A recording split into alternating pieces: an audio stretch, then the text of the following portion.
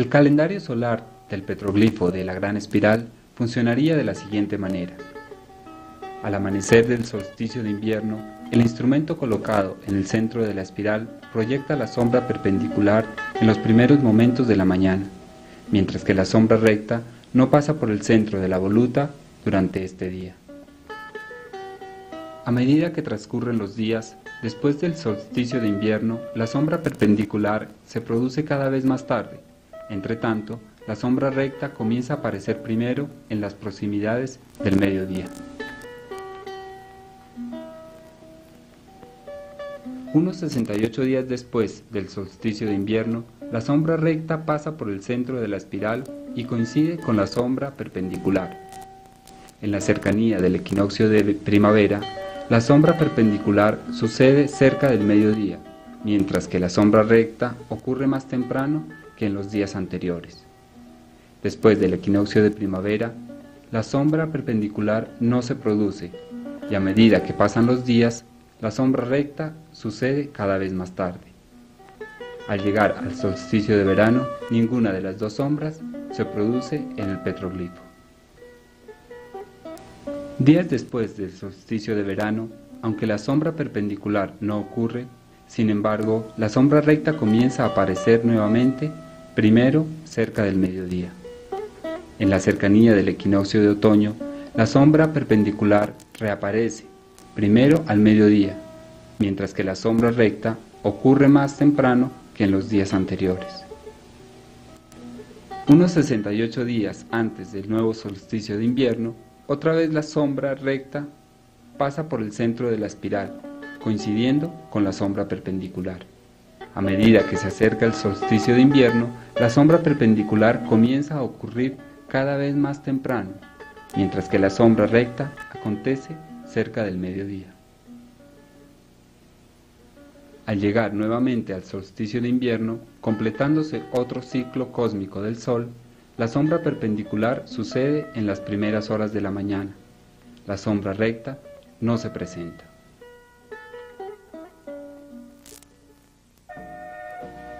Como una comprobación de la forma cómo funciona este calendario solar, especialmente en lo relacionado con el solsticio de invierno, el día 20 de diciembre de 1998 se hizo una visita a la obra rupestre en las primeras horas de la mañana. Aquí se pudo observar que para esta fecha y en estos momentos del día, efectivamente la sombra proyectada por un instrumento colocado en el centro de la espiral es perpendicular. Este fenómeno también se lo pudo apreciar al colocar una escuadra de dibujo sobre la pared del petroglifo. Para controlar la correcta colocación de la escuadra en la obra rupestre se utilizó un nivel de construcción. Por lo tanto, un momento importante de este antiguo calendario es la coincidencia del regreso del Sol al mismo punto del cielo, colocándose de frente a la espiral, con el regreso matutino del astro rey después de su ausencia nocturna. Como se ha demostrado, este fenómeno solamente puede ocurrir en la cercanía del solsticio de invierno. Para esta fecha, la espiral estaría representando el retorno físico y simbólico del Sol.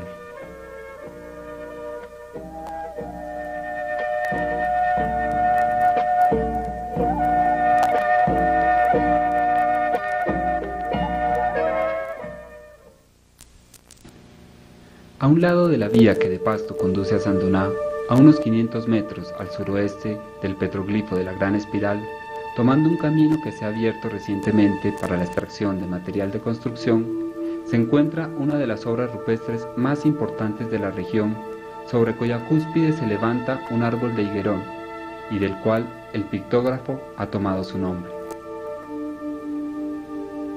A sus pies corre una quebrada que vierte sus aguas en el río Pasto. Adentrándose por entre la abundante vegetación, es posible llegar hasta el pictógrafo de El Higuerón, un mural precolombino caracterizado por la abundancia y la calidad de los símbolos representados.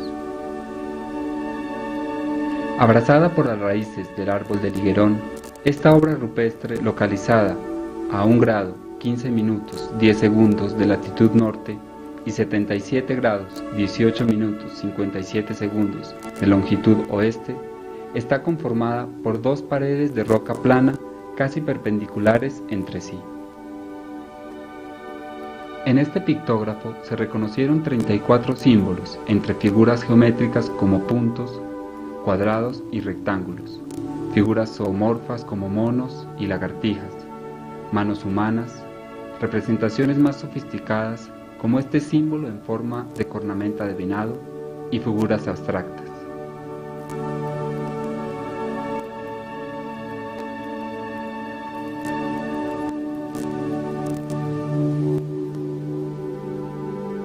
Además, aparecen diseños muy sugestivos, como este símbolo en forma de luna, esta figura circular con 8 rayos asemejándose al Sol y las espirales.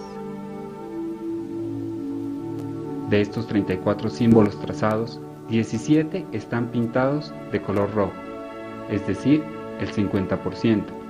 16 están pintados con color amarillo, representando el 47.06%, y solamente un símbolo contiene ambos colores.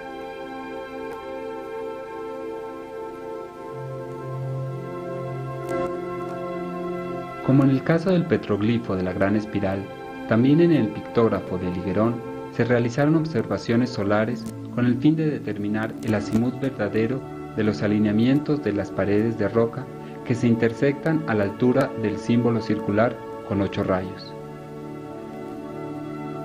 La medición se efectuó sobre esta posición de la obra rupestre por cuanto se considera la hipótesis de que este símbolo es una representación solar. Las observaciones de astronomía se completaron con mediciones topográficas realizadas también a la altura del símbolo circular.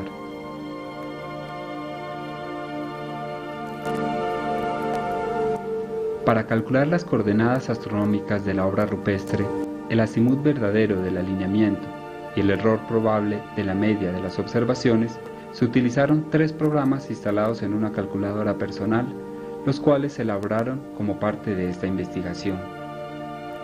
Las mediciones realizadas permiten establecer que los azimuts verdaderos de las paredes de la obra rupestre a la altura del símbolo circular con 8 rayos son de 105 grados 16 minutos 51.4 segundos y 11 grados 7 minutos 39.2 segundos, formando un ángulo entre sí de 85 grados 50 minutos 47.8 segundos.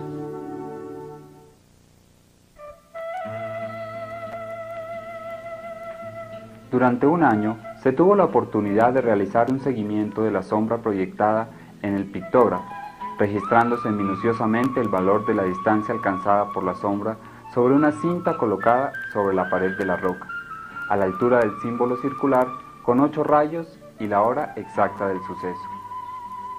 La primera visita se realizó el 23 de agosto de 1997. Durante esta fecha, la sombra presentaba poca uniformidad y para las 4 horas 33 minutos de la tarde, la sombra proyectada era de 0.45 metros. La segunda visita se hizo el 30 de agosto de 1997, encontrándose que a las 4 horas 33 minutos de la tarde, la sombra proyectada había aumentado en 10 centímetros y su apariencia era más irregular que en el caso anterior. La tercera visita se efectuó el 20 de septiembre de 1997, fecha próxima al equinoccio de otoño, es decir, el día en el cual el Sol sale exactamente por el punto del este y se pone exactamente por el punto del oeste. Y en toda la Tierra, excepto en los polos, la duración del día es igual a la duración de la noche. A las 4 horas 37 minutos de la tarde, tanto el tamaño como la irregularidad de la sombra proyectada había aumentado con respecto al registro del 30 de agosto, alcanzando un valor de 0.955 metros. Por lo tanto, la sombra se encontraba más allá de la pared de roca. En la quinta visita realizada el día 20 de diciembre de 1997, fecha próxima al solsticio de invierno, es decir, al día en el cual el Sol sale por el punto más extremo del sureste y se pone por el punto más extremo del suroeste, y cuando la duración del día es mínima y la duración de la noche es máxima para un observador ubicado en el hemisferio norte terrestre, a pesar de tener una tarde muy soleada sobre la obra rupestre, a las 4 horas 9 minutos, la sombra proyectada cubría completamente la pictografía, extendiéndose cerca de 2 metros con respecto a la arista de las paredes. La quinta visita se hizo el 16 de mayo de 1998 y para esta fecha la sombra proyectada a las 4 horas y 10 minutos de la tarde había disminuido de manera notoria, alcanzando un valor de 0.215 metros. Por otro lado, esta sombra se caracterizaba por ser bastante uniforme. La siguiente visita se efectuó el día 20 de junio de 1998, fecha próxima al solsticio de verano, es decir, el día en el cual el Sol sale por el punto más extremo del noreste y se pone por el punto más extremo del noroeste, y cuando la duración del día es máxima y la duración de la noche es mínima, para un observador ubicado en el hemisferio norte terrestre. En esta oportunidad, a las 4 horas 32 minutos, se pudo ver que la sombra proyectada era de 0.106 metros, y la cual pasaba por el interior del símbolo circular con 8 rayos. Por otro lado, esta sombra continuaba siendo uniforme. Este tipo de sombra coincide con el fenómeno observado hace un año, en la fecha exacta del solsticio de verano, cuando por primera vez se tuvo la oportunidad de ver a esta sombra uniforme pasando por el interior del símbolo circular. Finalmente, el 4 de agosto de 1998 se regresó al lugar para constatar que la sombra continuaba siendo uniforme, a pesar de que a las 4 horas 51 minutos de la tarde la sombra proyectada había aumentado a 0.289 metros, alejándose nuevamente del símbolo circular con 8 rayos, como en la primera visita realizada el 23 de agosto de 1997. Las anteriores observaciones permiten determinar que el mayor valor de la sombra proyectada ocurrió en la fecha más cercana al día del solsticio de invierno, el día 20 de diciembre, y que el menor valor se presentó en la fecha más cercana al día del solsticio de verano, el 20 de junio.